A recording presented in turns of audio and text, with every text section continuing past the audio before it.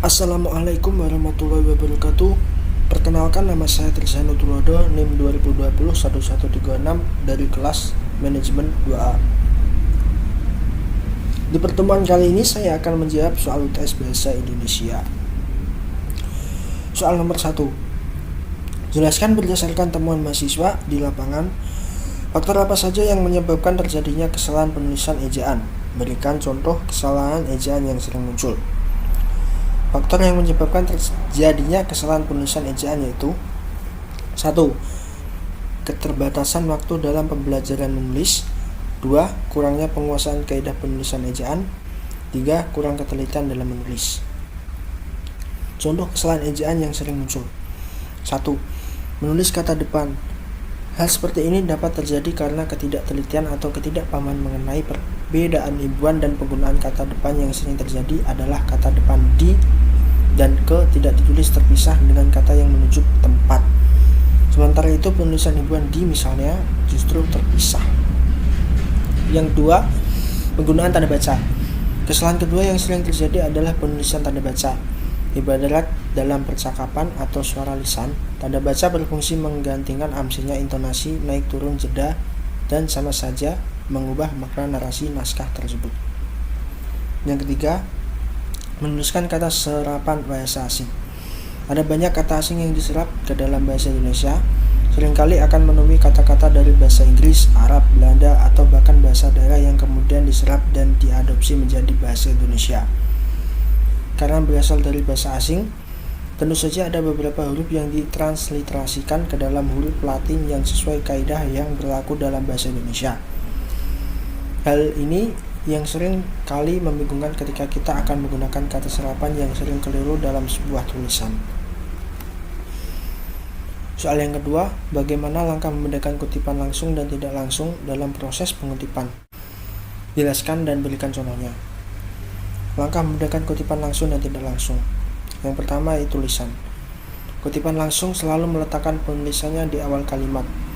Setelah itu, panjang kutipan langsung kurang dari 6 baris yang kemudian inti gagasan atau ide pokok tulisan diapit dengan 2 tanpa petik. Tanda petik tersebut berisi kutipan langsung, sedangkan dalam kutipan tidak langsung hal tersebut tidak diperlukan. Yang kedua, kalimat.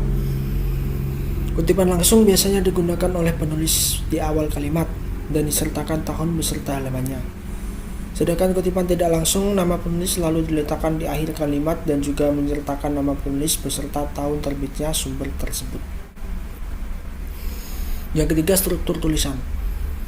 Kutipan langsung biasanya digunakan dalam menulis untuk menjelaskan sesuatu, sedangkan kutipan tidak langsung biasanya digunakan oleh penulis untuk memperkuat gagasan atau ide yang kita usulkan.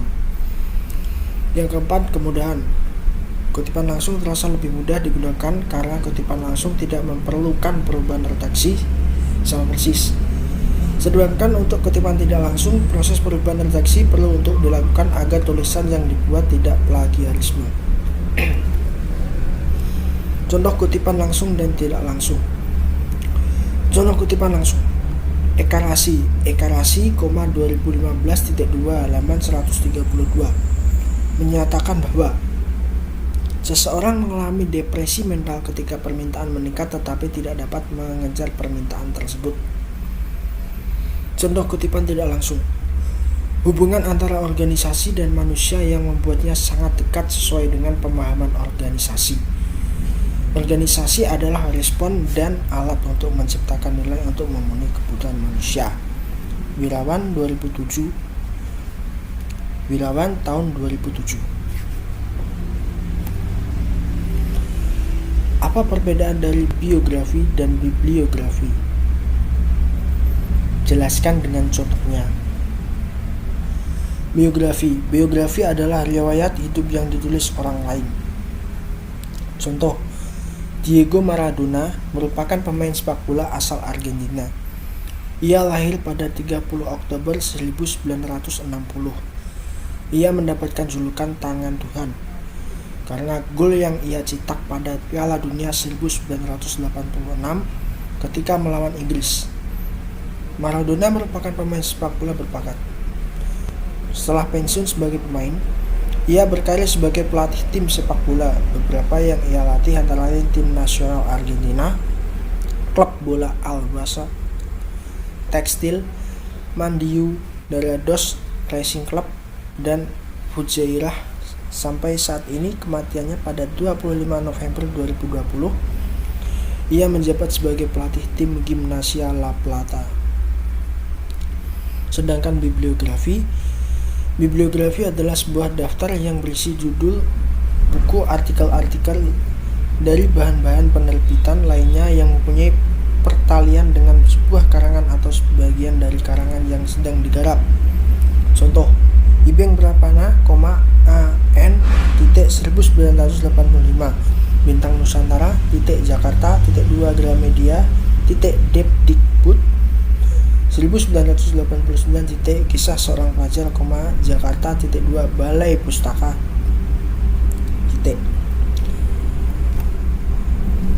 Soal nomor 4. Apa perbedaan makna antara pukul dan jam jika dilihat dari penggunaan untuk menunjukkan kata pergantian waktu? Jelaskan disertai dengan contoh kasusnya. Perbedaan makna antara jam dan pukul. Jam menunjukkan masa atau jangka waktu yang sering juga kita sebut sebagai durasi. Contoh kalimatnya: 1. Kami bekerja selama 8 jam sehari. 2. Perjalananku ke Surabaya menghabiskan waktu sekitar 6 jam. Yang ketiga, setiap 6 jam sekali ia harus minum obat. Sedangkan pukul untuk menunjukkan saat atau waktu di mana peristiwa akan terjadi. Contoh kalimatnya: 1. Rapat itu akan mulai pukul 10.00. 2. Kita berangkat pukul 09.00. Yang ketiga, kegiatan belajar mengajar dimulai pukul 07.00. Soal nomor 5. Bahasa berdasarkan hakikatnya merupakan sistem bunyi bermakna. Jelaskan pernyataan tersebut dan apa kaitannya antara sistem bunyi bermakna dengan penggunaan bahasa. Yang pertama itu, bahasa itu adalah sebuah sistem yang berarti bahasa memiliki susunan teratur berpola yang membentuk suatu keseluruhan yang bermakna atau berfungsi. Yang kedua, bahasa itu terwujud lambang kata atau gabungan kata dalam bahasa terdiri atas lambang-lambang bunyi. Contohnya adalah huruf A sampai Z dalam alfabet. Yang ketiga, bahasa itu berupa berbunyi, namun spesifik terhadap bunyi-bunyi bermakna yang dihasilkan oleh alat ucap manusia. Bunyi tersebut disebut dengan font atau fonem. Bunyi di luar bersin atau batuk dan sebagainya. Yang keempat, bahasa itu bermakna kata atau morfem pada dasarnya telah memiliki makna. Namun, jika disusun dalam kalimat tidak bermakna, maka kalimat tersebut bukanlah bahasa. Oleh karena itu, segala ucapan yang tidak bermakna bukanlah bahasa. Soal nomor 6. Mengapa sering terjadi kesalahan penulisan tanda koma? Jelaskan dan serta 5 contoh kesalahan tersebut. Tanda koma yang sering disalahkan. Pemisah unsur rincian dalam kalimat. Pada rincian terakhir yang biasanya diikuti kata hubung, sebelumnya tetap diberi tanda koma. Contoh: telepon seluler, komputer, atau internet bukan barang asing lagi. Yang kedua, buku, majalah, dan jurnal termasuk sumber kepustakaan. Yang ketiga, 1, 2, 3. Yang keempat, saya ingin membeli kamera, tetapi uang saya belum cukup. Yang kelima, ini bukan milik saya, melainkan milik ayah saya. Soal nomor 7. Apa perbedaan dari makna dari tanda titik 2 dengan tanda titik koma? Jelaskan disertai 2 contoh penggunaan tanda tersebut yang benar. Perbedaan dari tanda titik 2 dengan tanda titik koma. Tanda titik 2. Tanda titik 2 digunakan pada akhir dari suatu pernyataan lengkap, namun titik 2 tidak dipakai bila perincian tersebut merupakan pelengkap yang mengakhiri pernyataan. Contoh: 1. Tika membeli buah, apel, pisang, salak, dan durian. 2. Hanya 2 kemungkinan dalam menjawab soal ujian, benar atau salah. Tanda titik koma. Tanda titik koma digunakan sebagai pengganti kata penghubung untuk memisahkan kalimat setara yang satu dari kalimat setara yang lain dalam kalimat majemuk. Contoh: 1. Jumlah keseluruhan nilai rata-rata di atas 8. 2. Tidak memiliki riwayat pelanggaran tindak pidana. Soal nomor 8. Jelaskan mengapa sering terjadi kesalahan penulisan huruf miring. Berikan contoh kesalahan tersebut disertai dengan pembenarannya. 1. Penggunaan kata depan. Kesalahan yang sering terjadi adalah penulisan kata depan yang seakan-akan yang disamakan saja dengan kata penghubung. 2. Penempatan tanda baca. Tanda baca yang dimaksud di sini mencakup semua tanda yang paling sering digunakan, termasuk tanda seru, tanda tanya, titik, garis hubung, dan koma. Selain itu, juga penulisan tanda kurang ganda. 3. Penggunaan huruf atau ketikan miring. Penulisan atau pengetikan huruf miring pada umumnya digunakan untuk menandai istilah-istilah yang berasal dari bahasa asing selain bahasa Indonesia, kecuali kata-kata serapan. 4. Penulisan kalimat tidak langsung. Penulisan kalimat tidak langsung juga masih sering terjadi kesalahan oleh beberapa blok lainnya. 5. Penulisan huruf kapital. Penulisan huruf kapital banyak terjadi pada bagian judul tulisan. Contoh: yang pertama, berita ini muncul dari surat kabar Cakrawala. Salah, karena pada kata Cakrawala tidak bercetak miring. 2. Berita ini muncul dari surat kabar Cakrawala. Benar, karena pada kata Cakrawala bercetak miring. Soal nomor 9. Jelaskan bentuk kesalahan penulisan konsonan dan vokal pada karya tulis ilmiah. Berikan contoh kesalahan tersebut disertai dengan pembenarannya.